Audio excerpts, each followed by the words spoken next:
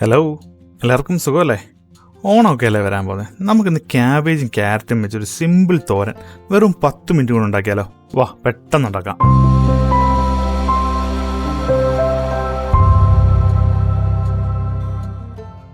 ഞാനിവിടെ ഒരു ചോപ്പറിലേക്ക് ഒരു 3-4 ടേബിൾ സ്പൂൺ തേങ്ങ ചിരകി എടുത്തിട്ടുണ്ട്.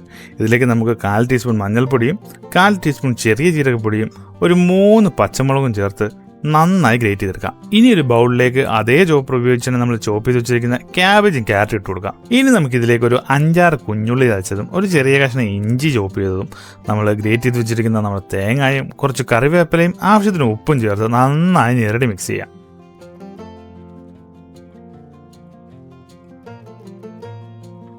മിക്സിങ് കഴിയുമ്പോഴത്തേക്ക് ഈ പരുവത്തിൽ നമുക്ക് കിട്ടും. ഇനി ഒരു പാൻ അടുപ്പത്ത് വെച്ച് നന്നായി ചൂടായി കഴിയുമ്പോൾ ഇതിലേക്ക് ആവശ്യത്തിന് വെളിച്ചെണ്ണ ഒഴിച്ചു കൊടുത്ത് വെളിച്ചെണ്ണ ചൂടായി കഴിയുമ്പോൾ ഇതിലേക്ക് നമുക്ക് കടുകിട്ട് പൊട്ടിക്കാം. ഇതിലേക്ക് ഒരു വറ്റൽമുളക് കൂടെ നമുക്ക് പൊട്ടിച്ചിടാം.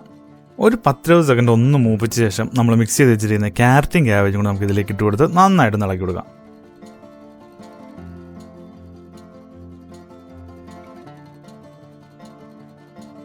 എല്ലാം കൂടെ നന്നായി ഇളകിയ ശേഷം ഇതേപോലെ കൂട്ടി വെച്ച് ലോ ഫ്ലെയിമിൽ അടച്ച് വെച്ച് ഒരു 5 മിനിറ്റ് കുക്ക് ചെയ്യാം. കേട്ടല്ലോ, ലോ ഫ്ലെയിമിൽ 5 മിനിറ്റ്, അല്ലെങ്കിൽ മൊത്തം കരിഞ്ഞു പോകും. ഇപ്പോൾ 5 മിനിറ്റ് കഴിഞ്ഞിട്ടുണ്ട്. നമുക്ക് തുറന്ന് നോക്കാം. ഈ സമയം കൊണ്ട് തന്നെ നമ്മുടെ ക്യാരറ്റും ക്യാബേജും ഒക്കെ നന്നായിട്ട് തന്നെ കുക്കായി കിട്ടും.